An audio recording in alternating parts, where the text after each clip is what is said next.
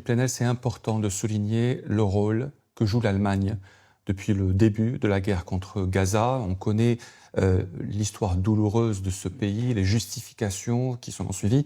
Mais comment vous estimez que l'Allemagne continue toujours à soutenir Israël malgré son passé et à nier encore l'existence de ce qui se passe aujourd'hui? Jusqu'à quand, ma question, jusqu'à quand l'Allemagne fera cela?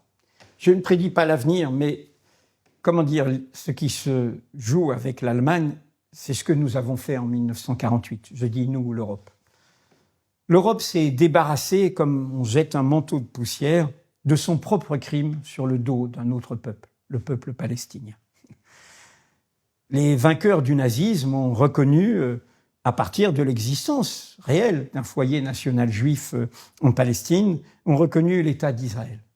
Mais ont laissé commettre le crime de la Nakba, de l'expulsion de 80% de la population palestinienne par le jeune État d'Israël.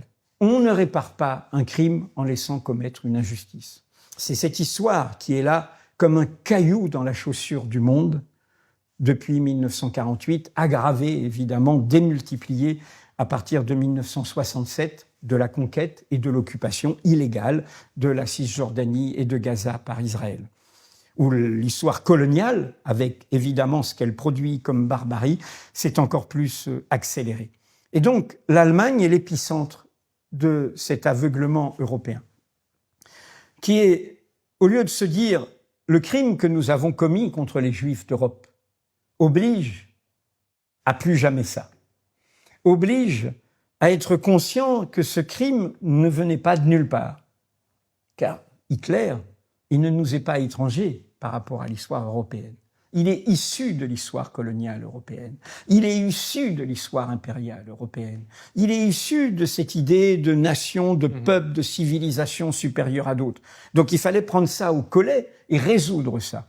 Et donc aujourd'hui, la butte témoin de cela, c'est l'Allemagne, puisque c'est l'Allemagne qui a produit le nazisme, qui s'aveugle elle-même.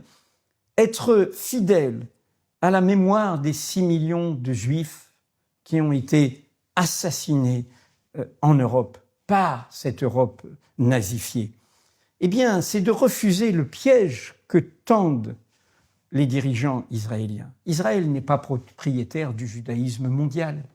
Le judaïsme est pluriel. Il y a des diasporas. Assimiler les Juifs du monde à Israël, comme le souhaite la propagande israélienne, c'est faire le jeu de l'antisémitisme. C'est considérer que toute communauté juive est comptable des crimes d'Israël. Mais c'est effroyable.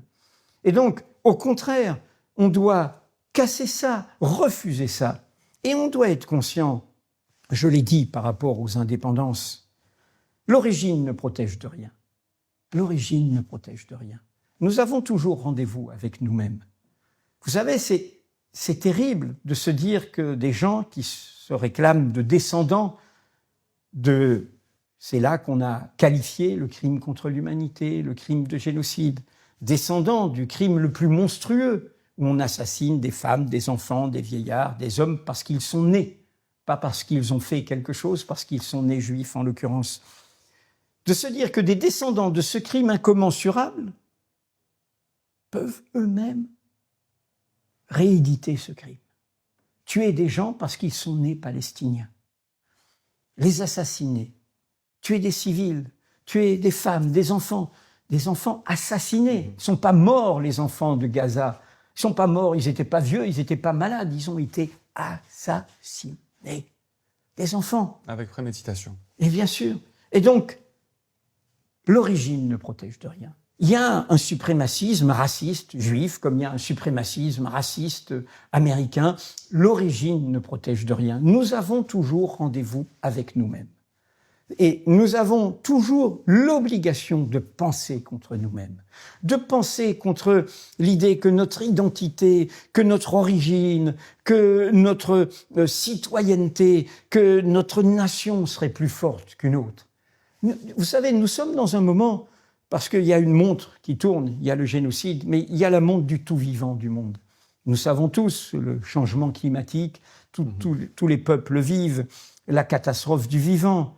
toutes les espèces sont menacées, et la nôtre est la première responsable, car c'est une espèce profondément destructrice dans son imagination. Et donc nous sommes dans un moment où toutes les humanités sont interdépendantes. Et donc ce que je vous dis là, c'est pour ça que je suis... Vous me demandiez quand. Je dis souvent l'inquiétude est l'antichambre de l'espérance. Je pense que c'est inévitable. Ce monde-là, le monde des génocidaires, le monde de Trump et de son illimitisme, le monde de l'impérialisme russe qui a participé au massacre du peuple syrien et qui soutient des dictatures nouvelles anti-françaises, certes, mais qui sont aussi des dictatures contre leur propre peuple. Je pense aux juntes militaires qui existent au Mali, au Burkina Faso et au Niger. Eh bien, ce monde-là fait beaucoup de dégâts, beaucoup de victimes. Mais c'est un monde condamné. C'est un monde invivable. C'est un monde qui ne pense qu'à lui-même, qu'à court terme, qu'à sa survie. Et je crois qu'un jour ou l'autre, ce monde s'effondrera et que nos idéaux l'emporteront.